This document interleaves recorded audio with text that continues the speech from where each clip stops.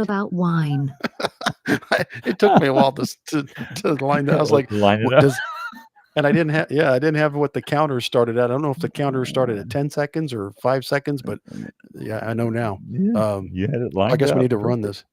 Let's go ahead Yes. and go live. Here we go, official.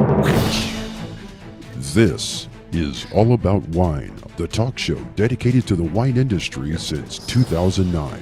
Featuring winemaker, cellar master, vineyardist, and tasting expert, Ron. Basically, what we're trying to do on this program is just trying to educate people and trying to make wine less confusing and more friendly. From coast to coast and around the world. You know, we really have had some neat people on the program. I love that. Post your questions and comments during the live show on our Facebook page at www.facebook.com/allaboutwinebtr. Again, that's www.facebook.com/allaboutwinebtr. And now, All About Wine is on. Here's Ron.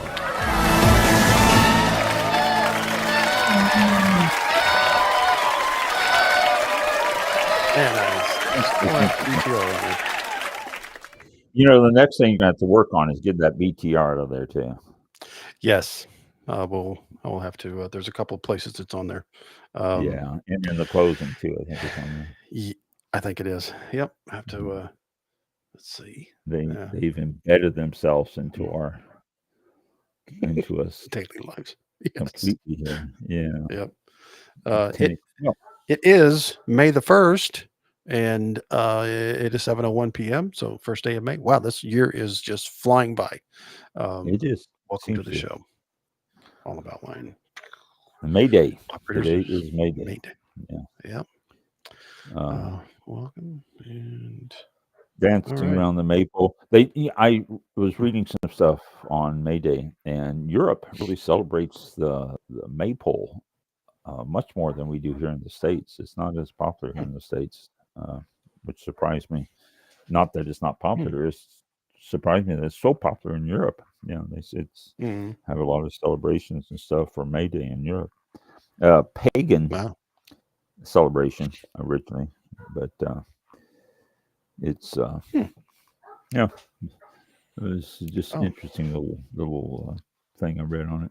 So here we are, May 1st. Made it this far again.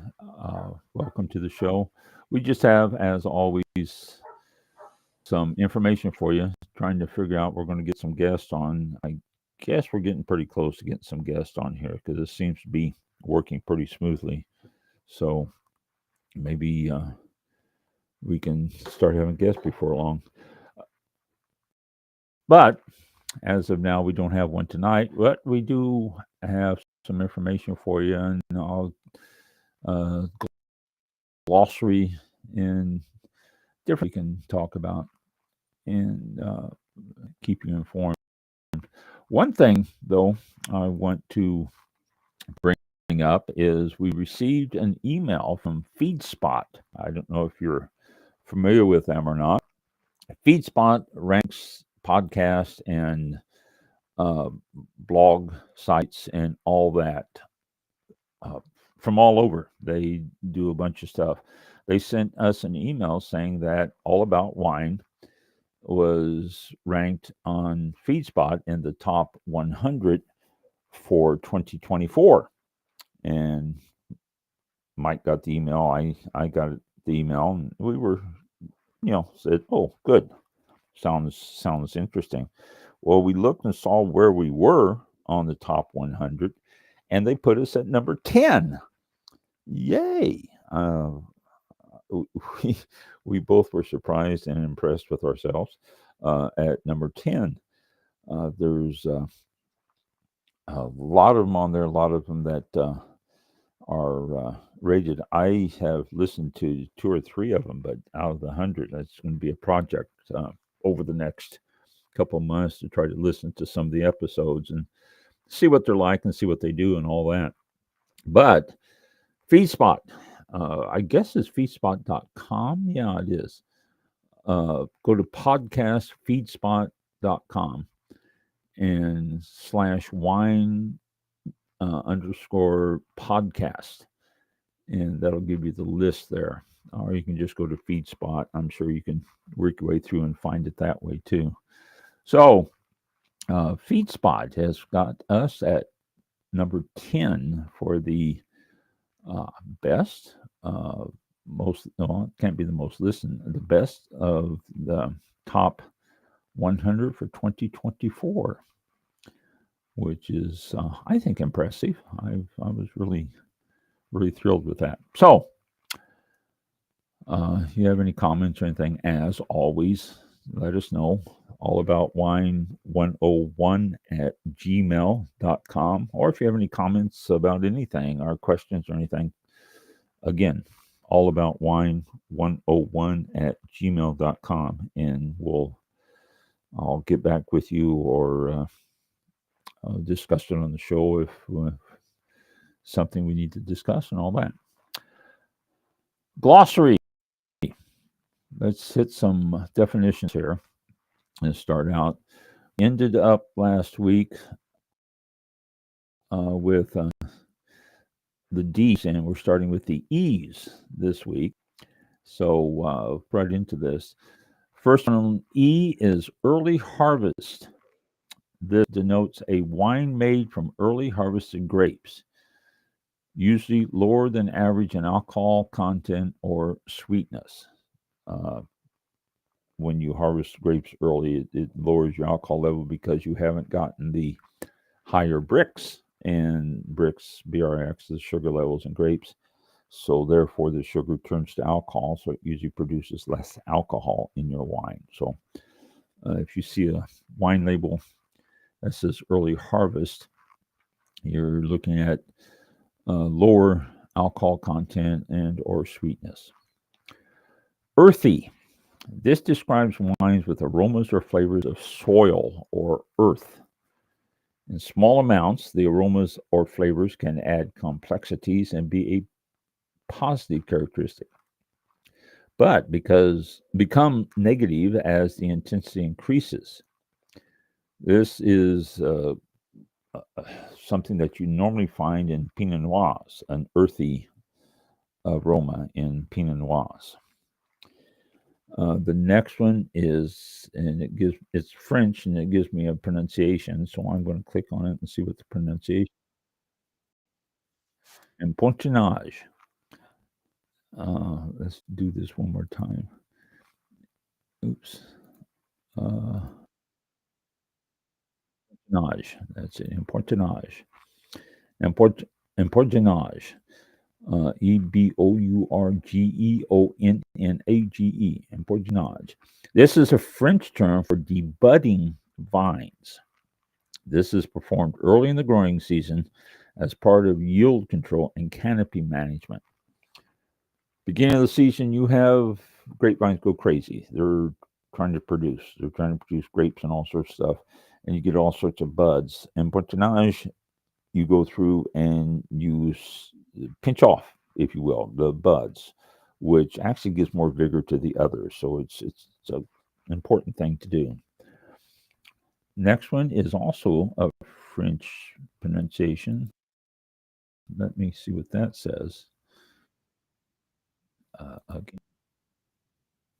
Encouragage. That's ECLAIRCISSAGE. Encouragage. It's a French term for green harvest or crop thinning. Grape bunches are removed to improve airflow through the canopy, facilitate the ripening of the remaining bunches, and reduce the crop yield. When you do your enclairage,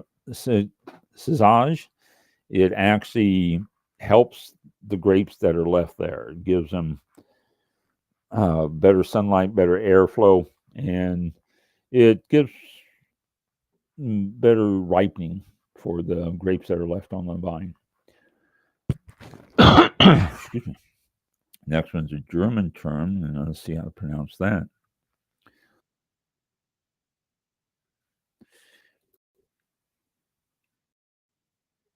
Edefoyle. Edefoyle. That's ED with two little dots above the A. ULE. Edefoyle. This is a German term for Botrytis cinerea, or noble rot. Botrytis cinerea is the mold that creates your ice wines and stuff. So, Edefoyle. Next one, ice wine. Eiswein, ice wine, or ice wine. You may be familiar. This is wine made from grapes that have frozen on the vine. Since only the water in the grapes freezes, the super concentrated grape pulp produces a wine that is very sweet and often high in acidity. Ice wine is an official German classification. Such wine from other regions are called ice wine, which is what ice wine means, is ice wine. But ice wine is a protected German name. So it's ice wine. In Canada, very popular in their ice wines, as is Austria. Austria does a good bunch of ice wines also. Elegant is the next one. This describes balanced, harmonious, refined wines. Subtle rather than a highly extracted blockbuster. Elegant wine is one that you will find that is pleasant all the way through in the nose and in the taste and everything, and you just find it so pleasing as opposed to something that jumps out and grabs you and shakes your head. And the next one is another French term. Let me see how to pronounce this one.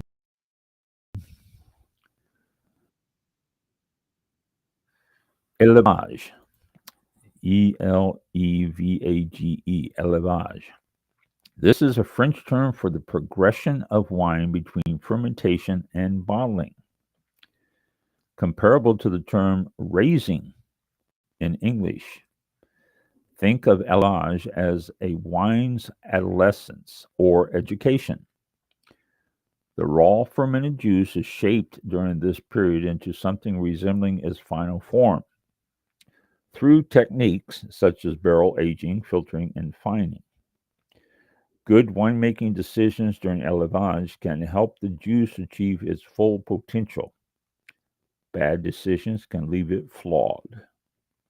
Élevage, that's really the critical period of wine. That's when the winemaker takes over and does his thing, his magic to get the wine that he wants and brings up the characters of the grape and everything else. This is, again, between fermentation and bottling. Empty, E-M-P-T-Y, similar to hollow, is devoid of flavor and interest. An empty wine or hollow wine is just sort of like, okay. Next one is also a French one, and it is pronounced en primeur. And that's E-N-P-I-M-E-U-R, en primeur. This is also known as futures in the American market. En primeur sales typically refer to Bordeaux, but not exclusively.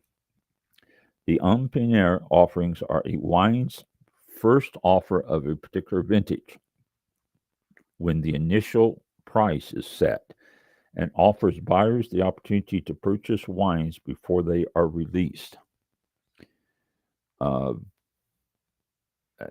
Very popular to buy wines on speculations of how they're going to be. You can find certain vineyards that are offering wines en primeur, and this is a good way to find out, to pick up wines at a reasonable price before they are released and become very expensive. Futures market, you are buying on the futures market of what they're going to be. And if it turns out to be a so-so vintage or a poor vintage, then you're stuck because you're buying it on speculation, if you will.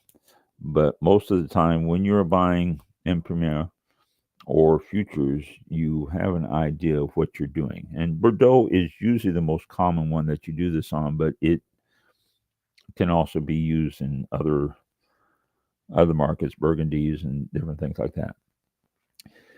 Enologist. This is a scientist involved with winemaking.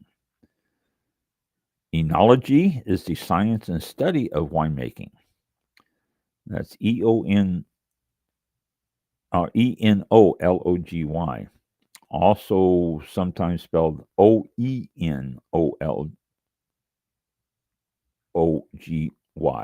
Enology. Enophile. This is a person, a lover of all things vinous, or all things of the grapes and vines, a lover of all things vinous. That's next one is estate, a property of land which may include vineyards. Also, estate bottled, next term, is the term used by producers for those wines made from vineyards that they owned and that were contiguous to the winery estate. Today, it indicates the winery either owns the vineyard or has a long-term lease to purchase the grapes. And that is something important there too, the long-term lease. A lot of times you will find a grower that has a contract with a certain vineyard or a certain winery. And this contract is set up not so much yearly, but over a period of maybe 10 years. And the purpose of that is that the winemaker has a lot of control over the vineyard. Well, not control, I shouldn't say that. A lot of input into the vineyard itself. He'll check on it, and he'll see how it's going. He'll talk to the growers and all that. But if it gets to the point where a winery is getting a long-term contract with the vineyard, most of the time the vineyard is already doing an excellent job, and the winemaker doesn't have to do too much except maybe check on it every once in a while and check and see how close it is to harvest and all that. Those who have vineyards and not who are selling it to a winery, most of the time they are very, very knowledgeable and know when it should be picked or harvested and everything that's going on in that vineyard. But the estate can, like I say, be right next to the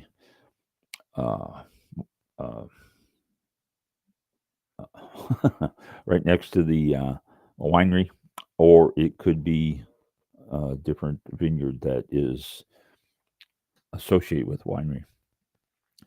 Esters, Esters. This is the fragrant chemical compounds responsible for the aromas and flavors found in food and wine. Esters. This is the chemical that you're looking at. Okay, next one. I need to hit. Nope, I don't, because they don't have one. Essencia, Eszencia, Essencia. This is a Hungarian dessert wine classification for Tokay, made from the free-run juice of individually picked Botrytis azu berries. Well, that's quite a definition there. This is Tokay is a very sweet wine from Hungary and very popular, usually quite expensive. But the Essencia is another classification for the Tokay grapes. And it has a special thing, obviously free-run juice. And let's do one more here. Ethyl acetate. It's got a pronunciation. Let's see. Yes, I am pronouncing that right. Ethyl acetate is a sweet, vinegary smell that often accompanies acetate acid. It exists to some extent in all wines and in small doses can be applied. When it is strong and smells like nail polish, it's a defect. And I've had wines before that was very, very pronounced nail polish smell to it. That's the overpowering ethyl acetate that comes up. It's and I've had some that were really nice. The acetic acid was balanced well, and you got this hint of sweetness to it, and then that little vinegary background, but not real strong. So we'll stop there. We start next week on some champagne terms. There's a whole bunch of them in a row here, so we'll stop on those. So extra brut will be our next one. And let me get out of this. Go to some.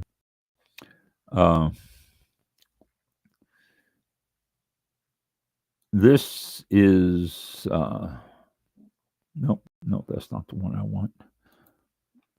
I'm getting different people who are getting in touch about stuff.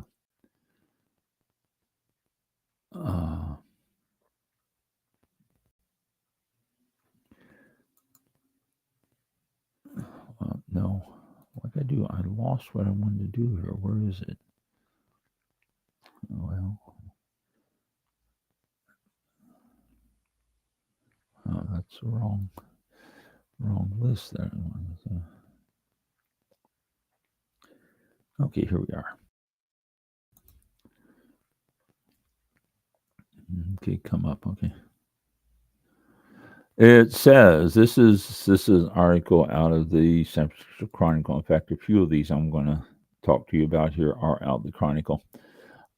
This one says the best to buy European wines now because the tariff is going to raise the prices. It says for the next 90 days, for at least the next 90 days, European wines will be subject to a 10% tariff when entering the United States. This is down from the 20% European Union tariffs that Trump has announced last week. So that means that many wine importers will be raising the prices once their new shipments arrive. But the containers of wine don't always travel from Europe to California overnight or to the East Coast or anything. It could take months on these ships to travel. And until these newly tariffed wines arrive, then the prices aren't going to go up. Once they do arrive, you're going to start seeing an increase in price. And this talks about California here, but this is all over the country. The tariff right now is 10%. They're looking at using, the EU is looking at having tariffs of 20% over the next couple of weeks. But again, it's going to take a while for them to get here. Wines are not shipped by plane. They're shipped by boat, by ship. And it takes a while for them to travel across the ocean. We're not going to get a 200% tariff like Trump was spouting off earlier. He was talking about 200% tariff on wines and stuff. It's not going to happen. But it looks like that 20% tariff is going to go into effect pretty soon. Now, as soon as those wines come across, is going to hit it, and then you'll start paying more for wines coming from Europe. If, for example, a Grand Cru Burgundy that costs $200 now will cost $240 when those tariffs hit.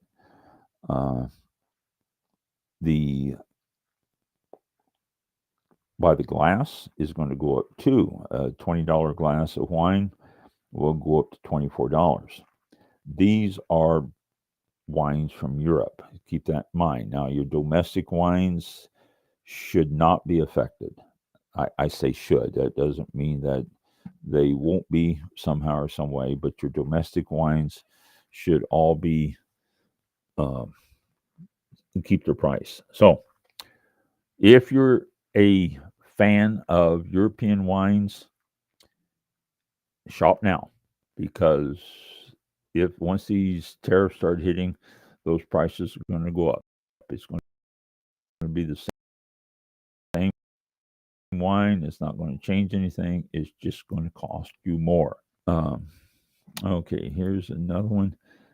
This is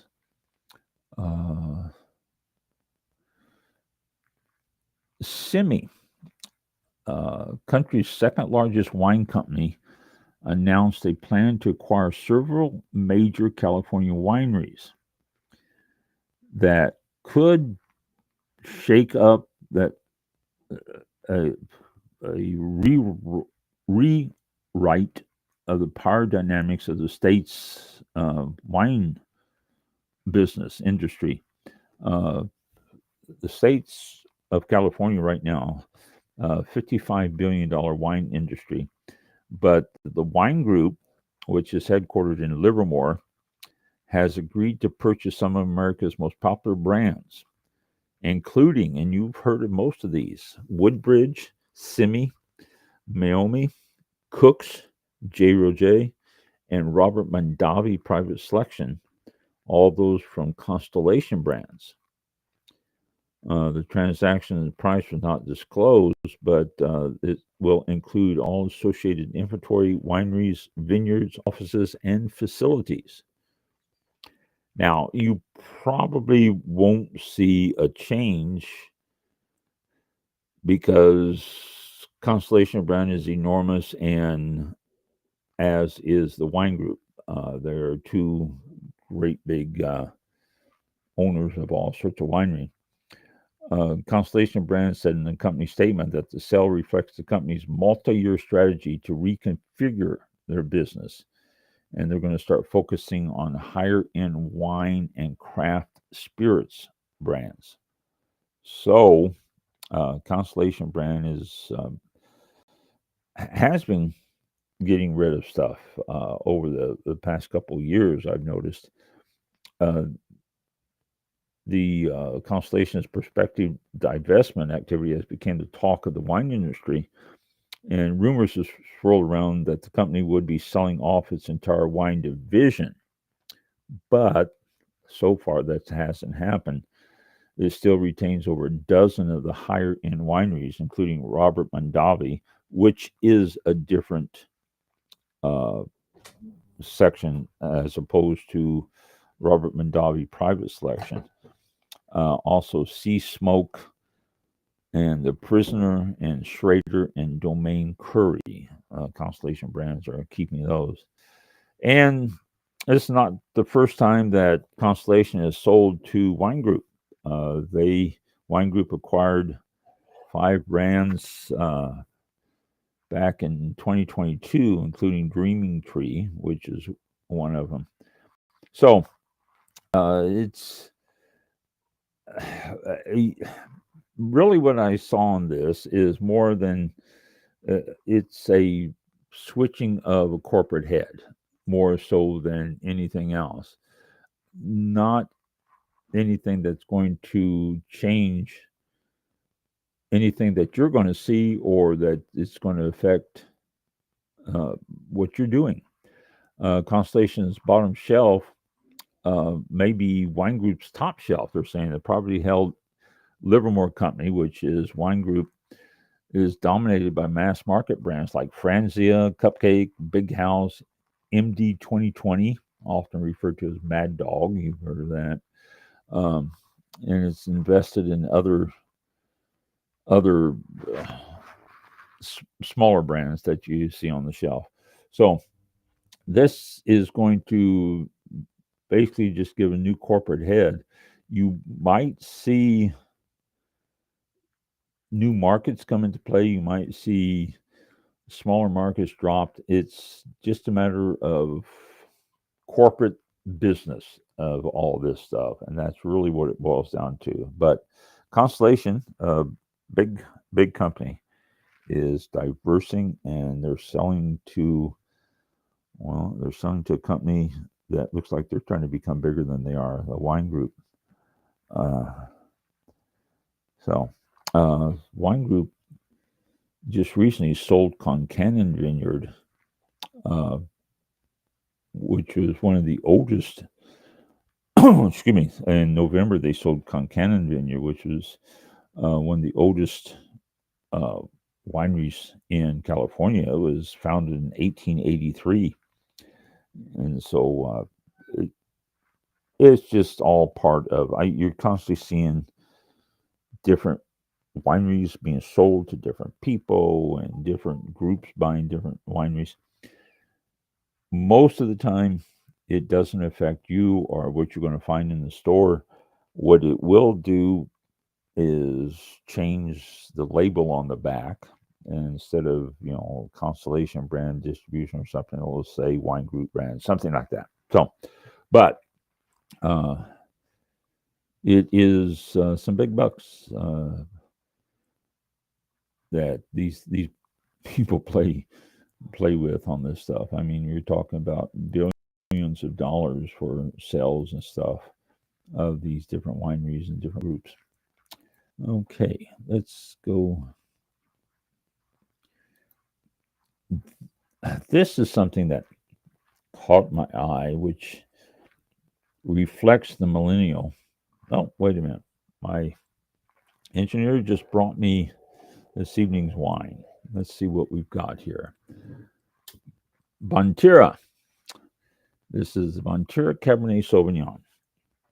It's made with organic grapes. Bonterra, if you're looking for organic, Bonterra is probably your most well-distributed one. Bonterra, Bonterra. This is a 2022 California Bonterra. When it says California and not any particular region, it's probably a blend of different ones. But it says Bonterra was founded on the philosophy that farming organically produces the purest, most flavorful fruit. This holistic approach balances the land and surrounding habitat of wasps, birds, and wildlife to produce wines of unmatched flavor and distinction. Our Cabernet Sauvignon offers hints of black pepper, vanilla spice, and rich berry plum flavors. This is what percentage alcohol? It's supposed to be real evident on the bottle. Oh, there it is at the bottom. 14.2% by volume. This is 750 milliliter. Bonterra. I've had Bonterra before. I like it. It's as far as organic. Oh, what a great aroma. That's why I like it. The aroma just really comes out of it. You can really detect the plumminess that he was talking about, the blackberry, blueberries even. It's got some great aromas on this. The legs are okay. They're not real strong, not real wide. They're rather thin, but they're starting to come out a little bit more now. But great color too to this. It's got a nice garnet color. Do a couple sips. Oh, that first sip was bad. Do one more.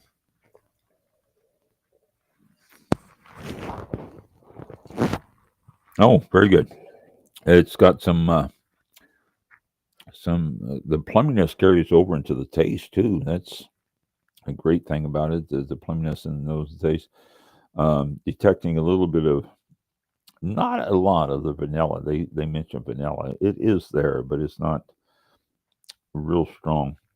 I don't know how much, if any, oak aging this does. I'm detecting just a hint of oak in this, but not a lot. I don't know if they aged in oak or what it is. Organic grapes are great, but one thing you got to keep in mind with organic grapes too is the fact that what they do in the winery itself, they can lose that organic flavors and aromas if they start playing with it too much in the winery. So, but the Bontura I've had before, it is a very good organic wine. This Cabernet has got some classic Cabernet aromas and taste, very pronounced plumminess to the aroma, and a little dark berry, blackberry, blueberries in the taste. Hint of vanilla, not overpowering. Overall, a very good wine. I enjoy this a lot, and this will go great with food too. If you're looking for something, it's got enough acid in it; it'll hold itself up to uh, your pastas and stuff. It's got enough acid in the wine to help carry it through the pastas with the red sauce, and just really a nice wine. I enjoy this a lot. So, okay, this caught my eye. This is not something that it's not about wine. It's about what's happening with wine. It says, the article says California drinking habits have swung back and forth constantly over the past century, but they appear to have undergone a particularly dramatic shift in the last couple of years. This is according to a trove of state tax data analyzed by the Chronicle, in the San Francisco Chronicle paper. Recently, California has experienced something of a wine and beer drought. In the 2024 fiscal year, which is from July 2023 to June 2024, the per capita rate of wine consumption hit a 30-year low, according to this data, while beer consumption dipped to a rate not seen since 1965. That is what, 40, 50, 60 years? Yeah. It just is unbelievable what's happening with these. Spirit consumption, meanwhile, in 23-24 reached its highest rate since the mid-'80s, with the average Californian drinking 2 gallons of liquor each year, but not because of the likes of whiskey, gin, and vodka. This growth of spirits is due in large part to the popularity of the ready-to-drink category, which includes canned cocktails. I have mentioned before that I volunteer as a golf ranger at a golf course not far from here, 20 minutes from here. And I get an opportunity to clean out carts and throw away cans and just, get the carts clean. I have noticed that there is a lot of strange cocktails, if you will, that are coming up. Budweiser with lime. I saw those. I had it. I have to say I'm not a fan. But there's all sorts of different ones that are coming out. The vodka with pineapple, vodka with coconut, just infused drinks. A lot of them. There are some wine in a can drinks that are mixed, but I don't see those too often. It's just like wine is not a drink that you would do on the golf course. You will find hard iced tea. You will find beer, obviously, and mixed cocktails.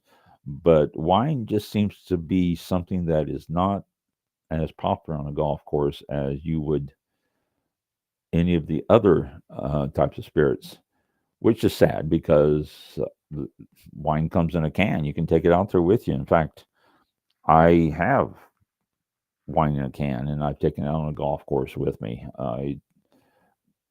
It's not one that you savor; it's one that you enjoy the taste of, and I do enjoy the taste of the wine, and it's refreshing out on the golf course. I usually do whites because they're a little bit more refreshing, with just a hint of sweetness, and it makes for a pleasant drink on the golf course. But the canned cocktails are really, really the most predominant cans that I seem to be throwing away out of the golf carts. This increased spirits drinking was enough to tip California's overall alcohol intake to a higher rate than pre-pandemic because of the cocktails in a can. Even with the beer and wine falling down in consumption, cocktails in a can have taken up the slack plus over this period of time. It's a good reflection of the consumption, but not always a perfect example. So, basing on the tax rules is not a perfect way to do it, but it's a good example of what it does. Californians drink more wine than they do today back after the prohibition. Just slightly less alcohol and significantly less beer, but that consumption jumped up in 1945, obviously at the end of World War II, and it led the industry to analyze what they were doing. And so after a lull in the 50s, drinking started to pick up again in the late 60s. And this was the era of the 3 martini lunch, if you will. And it's continued to climb since then. In 1985, average consumption is 4.9 gallons or 5 gallons a year per person of hard alcohol, not so much wine. And since then, it is faded down, but it's picking back up in the 2020s here. The California consumption has climbed significantly, and you're finding a lot of drinks out there like White Claw vodka plus soda. I see a lot of those cans, by the way. Jim Beam Highball and High Noon have become very popular, and these all ready to drink beverages, spirits, are selling a lot. So this is shooting the numbers up for spirits, and even though it's a mix and a blend, it's still enough of them that it's moved them way ahead of wine and beer. And so California is probably, if you will, the ground zero for this stuff going on. You're seeing it all over the country, though. Wine and beer has fallen down significantly. So get out there and buy some wine. Let's get our numbers back up there where they should be. No reason why wine should be so low right now. But I saw this and I just thought that was an interesting topic there, and it's funny how it corresponds with what I'm seeing as being consumed on the golf course. Although wine isn't one of the things you find on the golf course. You get wine with a bottle, and you don't see people buying a can of wine. Although, well, I was going to say I've never found an empty bottle of wine on the golf course, but I have found empty bottles of Beam and Jack Daniels and Captain Morgan, and all these in the garbage cans on the golf course. Oh, Let's see, is that the one? No.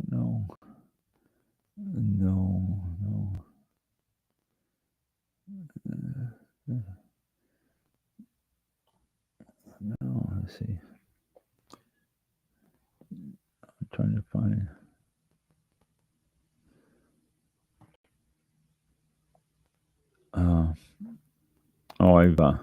I think I hit on this once before, but I want to touch on it again. It's non-disclosure agreements, NDAs, if you will. That's usually shortened to NDAs. A category of bottles known as NDA wines have been gaining traction. A lot of people who are like, we only want NDA wines, which is strange. It's an old term for an age-old concept known as private label. Wineries with excess wine that, for various reasons, they don't want to bottle themselves will sell some of it to a retailer like Wine Excess. The retailer then signs a non-disclosure agreement or an NDA promising not to reveal the producer's name and then sells the wine for a fraction of what the winery would charge. An example, Wine Excess has claimed that they've sold a $300 bottle of wine for $30. And the practice has been widespread for about a decade now, supplying private labels to places like Costco and their Kirkland signature wines, or restaurants with house wines. And these are a lot of times big name wineries, are some wineries that don't want to bottle everything. Now, it's not doing it so much now. For some reason, we are having a downturn on this, is because the grapes can't be sold and wineries aren't making as much wine as they did. But that doesn't mean that they don't have excess bottles for sale anyway. Shiners, we refer to them as a lot of times too. Shiner is just a bottle that has no labels or anything on it, that has already been bottled by somebody else, and you get it and you slap your own label on it. And the non-disclosure agreements say that you can't tell where the wine came from. You can put on your label California, but that's about it. You can't say this is anymore. It's Napa, or this is produced and bottled by such and such a winery. It's the NDA actually stops you from doing that. So you're finding reserve wines that would sell for a couple $100 marked down to a fraction of that, $10, $15. Not that cheap, $25, $30. And they're good wines. They're excellent wines. But it's hard to say, oh, I got this wine for $30 and it is because there's no way to really trace it, hence the non-disclosure agreements that are signed. One party is bound while the other benefits from their silence. There may be something in the NDA wine's marketing hype that allows the customer to feel that they're getting away with something at another's expense.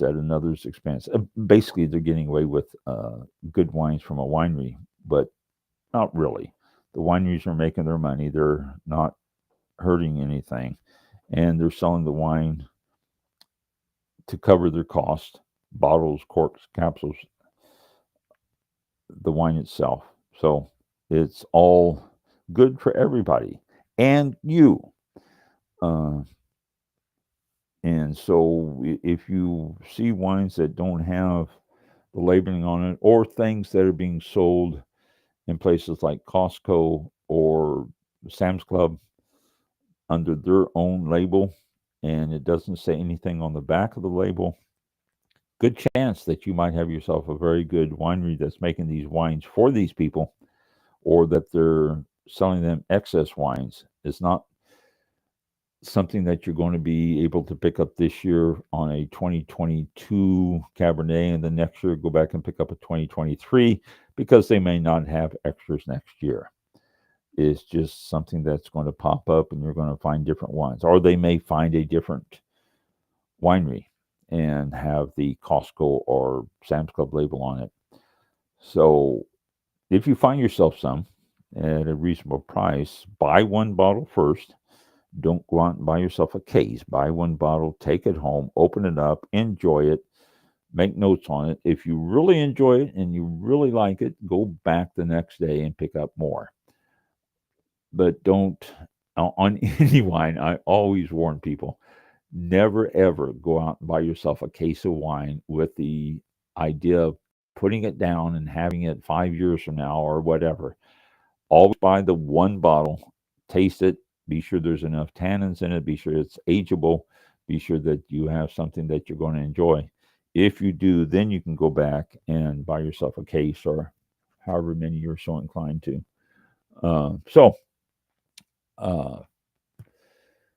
And restaurants are buying the NDAs too and stuff like that. And it's a good way to have different wines without having the big price tag on it. So 1 second here, and I'm going to have another sip of my Cabernet Sauvignon, my Ventura. This is really a good wine. Really? I enjoy this. That voice you heard was my engineer just commenting on it.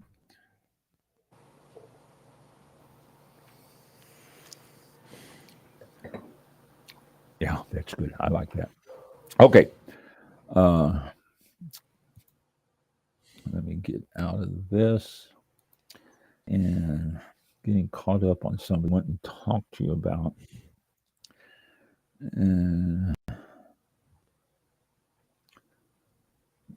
Okay, this is one from the first of the year. And I know I talked about this back then. I should have wiped it out, but I didn't. But the Surgeon General calls for new labels on alcohol, saying how it could cause cancer and all sorts of stuff.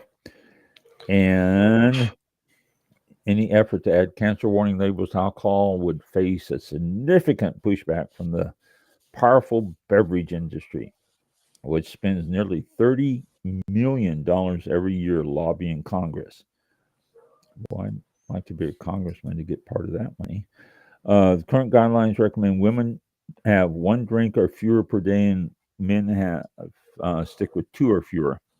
And the new Surgeon General is saying that is even too much. One drink a day for men, and women shouldn't have that much because it could cause cancer. So they're going crazy on this stuff. I think they're nuts, but I mean, that's just my opinion on it. If you agree with them, then you shouldn't be listening to all these wine shows, because we're talking about wine. But I haven't seen anything more on this. Nothing has been said or anything else. It says about 20,000 people die every year from alcohol-related cancer cases. But, okay. It's not going to stop most people who are drinking wine from drinking wine. Even labels are not going to stop them. So it's as simple as that. And this, and let's see if I have any.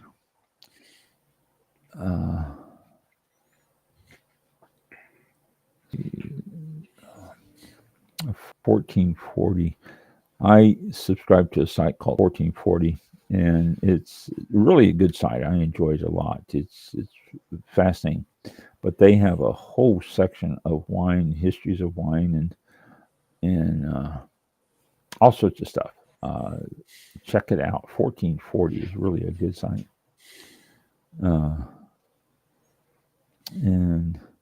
I'm going to mention again something that I talked about last week, and I'm going to bring it up one more time here, is the wine evaluation schematic by Stephen Castles. Stephen Castles was a guest, and he has been predominantly interested in Native American grapes, and he's done a lot of research and stuff on Native American grapes, has himself all sorts of different ones and all that. He was recently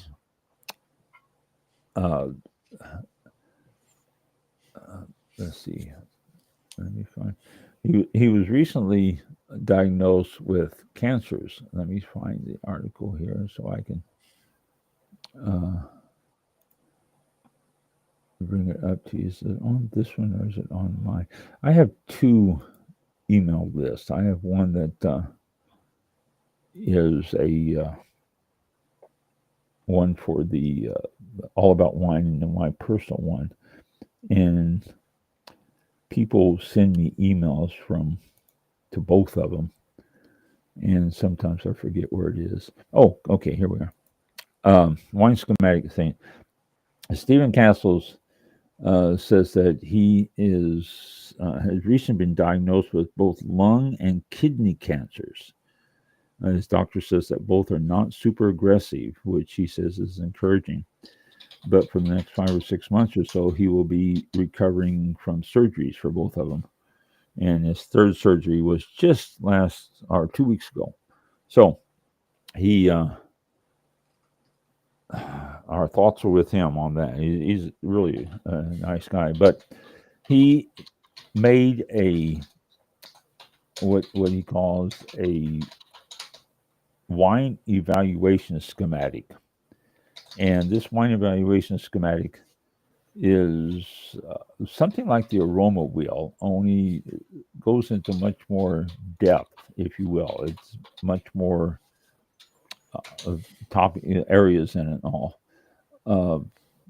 Has the aromatics, the earthiness, the mouthfeel, the appearance, overall score, so you can score it yourself and get an idea of what the wine are like. It's 2 pages. In fruitiness, nuttiness, herbaceous. So, Mike, I think you turned on your microphone because I'm hearing you type and all sorts of stuff. Yep, I'm taking notes. That must have happened. Okay. Yeah. Remute. Well, getting close to the end anyway. But this wine evaluation schematic is really, really interesting thing. It has a lot. He said that he doesn't mind sharing it. It's copyrighted. He did copyright it. So if you're going to share, and I put it on the Facebook page. I think it came up on the Facebook page. I say I think because I put a link there. It's not a not the scalp. It's a link to the schematic. And so let's see, is this the All About Wine? I'm going to Facebook and be sure that it is there. Okay, switching to All About Wine. And it says All About Wine BTR. And a lot of other stuff that pop up here too on this Facebook.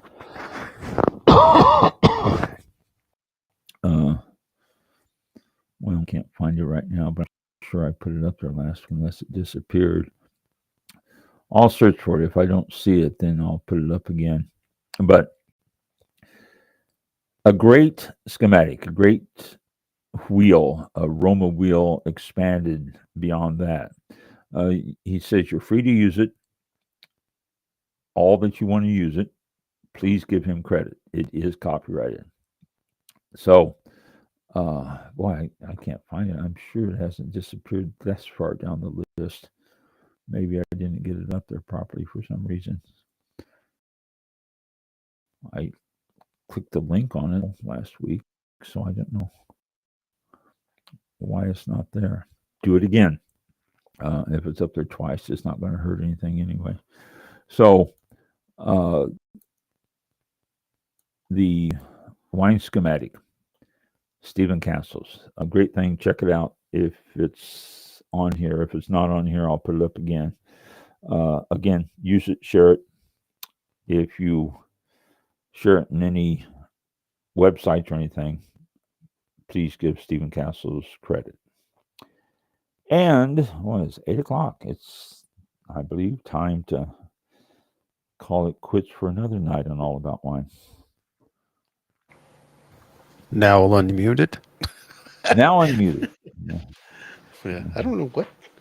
I might have hit a hotkey or something that's tied to the mixer and unmuted it. But anyway, so this tick tick tick tick tick, and I'm going. Yeah, I was. Oh yeah, I've got quite a few on here. The NDAs, the wine drought, what you were drinking. By the way, if memory serves me correctly, and sometimes it's not exact. There, you hear me clicking again. You had the Bonterra wine back on February 6th of this year, and you mentioned that it's organic and all that. So we were during that show. So I don't know if it's the same one or not, but I was like, when very possible because I like Bonterra not long ago, and yeah, back in February. So yeah, good deal.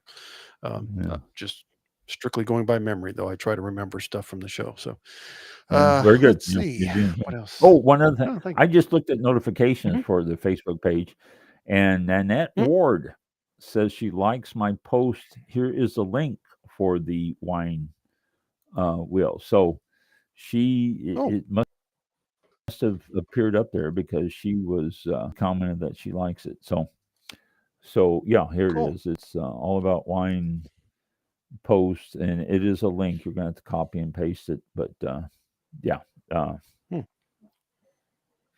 very cool. It's already up there. Thank you. Yeah. Thank you very much for that, for sure. Thank you, Annette, for letting me know too. That I appreciate that. Okay, so all right. But yeah, Bonterra is a good wine. Yeah, this is really good. I enjoy this. Do you know how expensive? I don't think I had that down. You discussed the alcohol by volume and all that, but not price wise. I didn't say the price. No, it's less than 20. I know I'm not sure.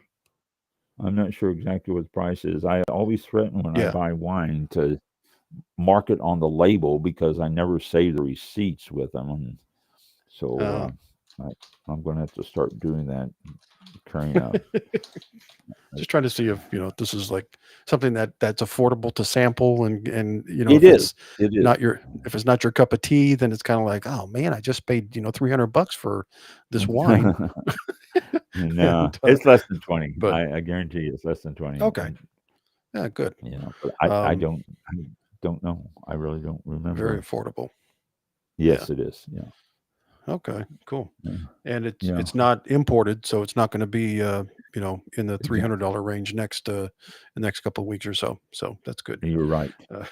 We'll go ahead and end the show here at 8:03 p.m. now, and we'll be back next Thursday. That is May the 8th. May the 8th, 7 p.m. Eastern time, right here on social media. We're on Facebook and YouTube right now live, and the show is also available in archives on, I know it's on Spotify and on rss.com, and it should be getting distributed elsewhere, back to our Apple page and all that kind of stuff, iTunes and stuff. So should be on there soon. So thank you very much for tuning in. We'll see you all next week. Good. Thank you for listening, and be safe out there. We'll see you next week. This concludes tonight's broadcast of All About Wine with your host, Ron. For show information, links to All About Wine on Twitter and Facebook, or to be a guest. I don't think we're on Twitter even. Visit the show website at www.allaboutwinebtr.com. Archived shows are available for download on iTunes or on our show page at blogtalkradio.com/. That is incorrect. That needs to be re-recorded. I'll get a hold of the Yeah. agency and have them redo that part. Yeah. A lot of that is wrong. Yeah. All Yeah. About Wine. Yes, it is. Thank you for Yes, it is. listening. Drink responsibly, and we'll see you next time on All About Wine. Ta-da.